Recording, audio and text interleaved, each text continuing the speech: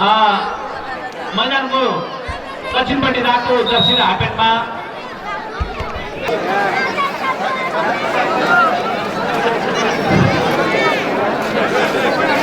चौतारा team एजेन्टले यहाँ तपाईँ खाजा खाने हुनुहुन्छ भने त्यसले सम्पर्क गर्नु होला यहाँ त्यसपछि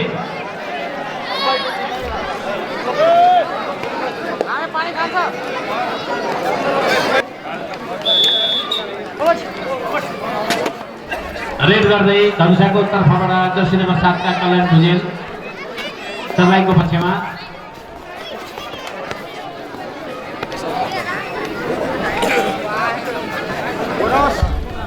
धनुषाले 1 अङ्क बोनस लिन सफल भएको छ।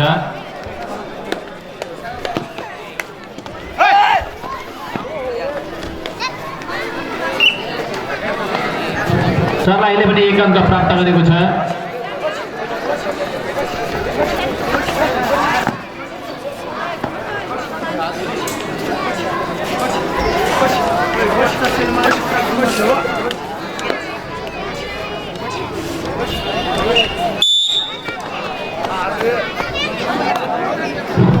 बोनस र 1 टोटल 2 अङ्क ल्याएको छ अनुसारले आफ्नो अङ्क 3 पुर्याएको छ भने सर्लाहीको 1 अङ्क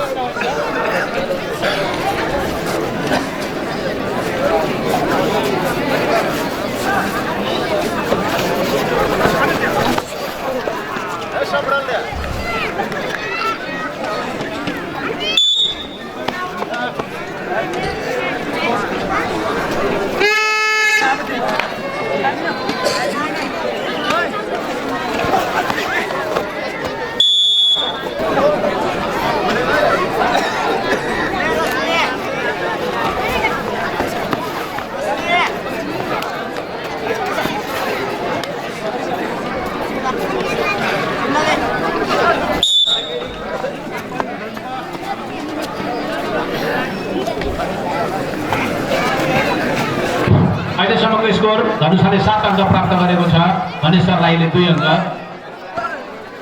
सर्लाहीका खेलाडी धनुषाको पक्षमा रेड गर्दै हुनुहुन्छ।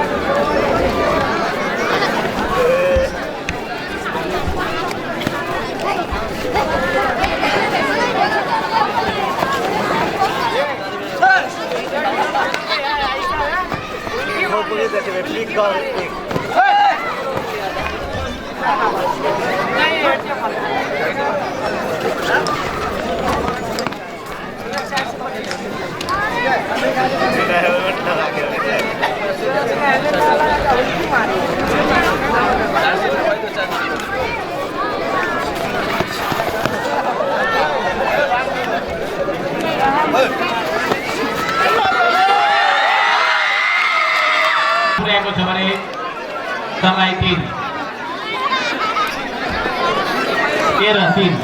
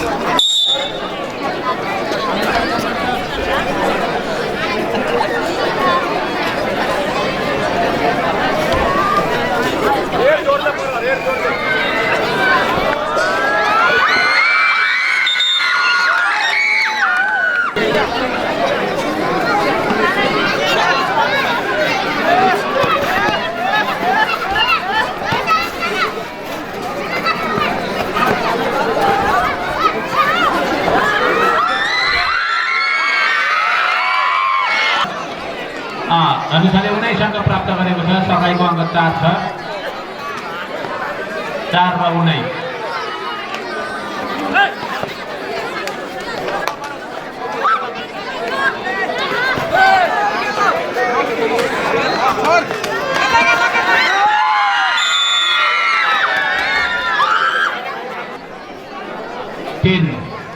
आउट।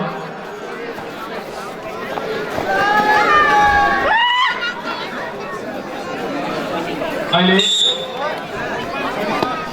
अङ्क धनुषाले आफ्नो लगातार थप्दै आफ्नो अङ्क 23 पुर्याएको छ भने सरलाईको अङ्क 4।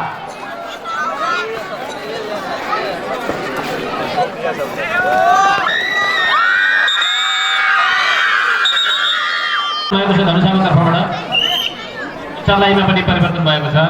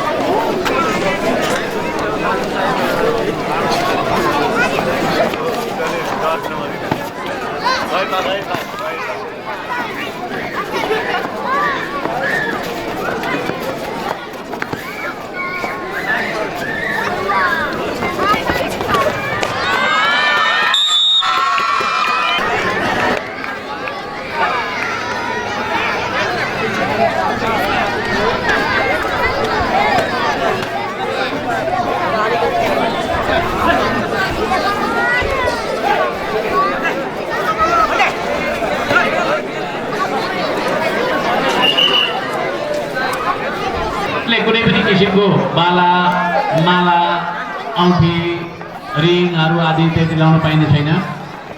आफै पनि इन्जोर्ड हुने र साथीहरूलाई पनि घाउ चोट लाग्न सक्छ।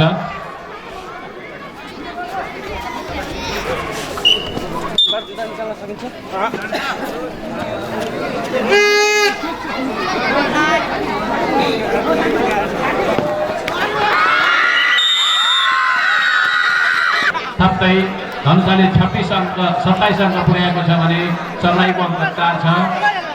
दर्शक महानुभावहरू, सरलाईमा सबै नयाँ खेलाडीहरूको अनुहार देखिन्छ भने धनुषामा अनुभवी खेलाडीहरू पनि भएकोले यति खेलमा केही अन्तर देखिएको जस्तो लाग्छ। हाम्रो आज यो खेलपछि हाम्रो प्रतियोगिताका खेलहरू आजलाई समाप्त हुनेछ। भोलि बिहान 8 बजेदेखि हाम्रो खेल भएको हुनाले सबैले 8 बजे आएर यो खेलको आनन्द लिनुहोला।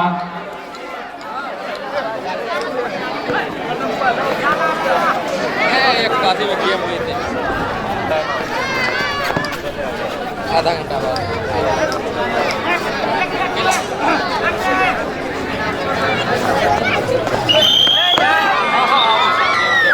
पर्सा सप्तरी र पर्साका बीचमा दोस्रो खेल हुनेछ भने महोत्तरी र रौतहटको बीचमा तेस्रो खेल हुनेछ। रौतहट र महोत्तरी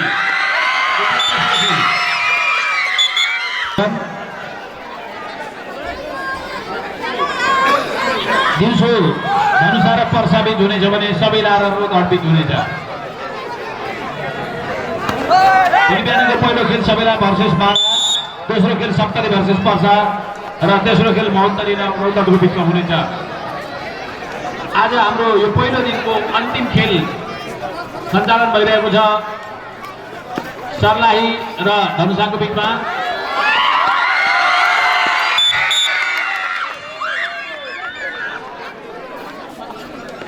सर्लाहीले 5 अङ्क प्राप्त गरेको छ भने धनुषाको अङ्क 37।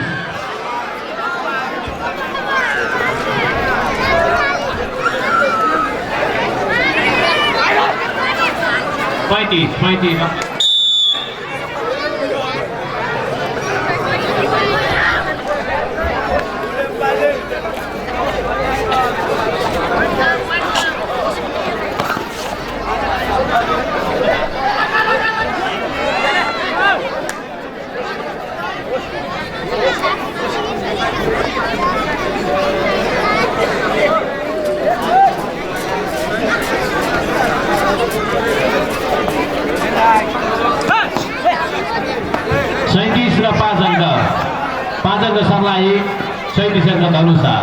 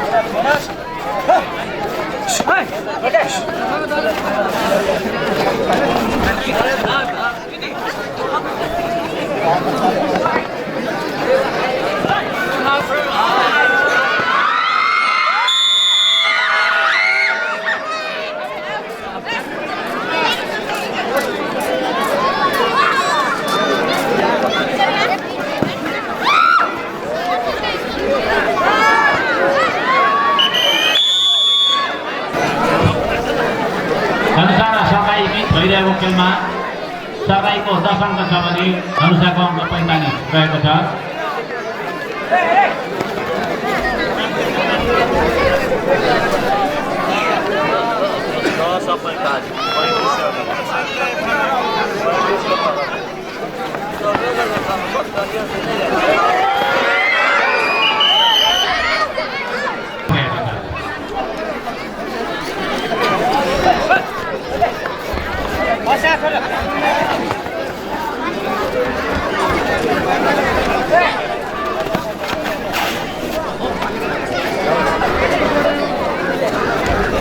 सब जगह के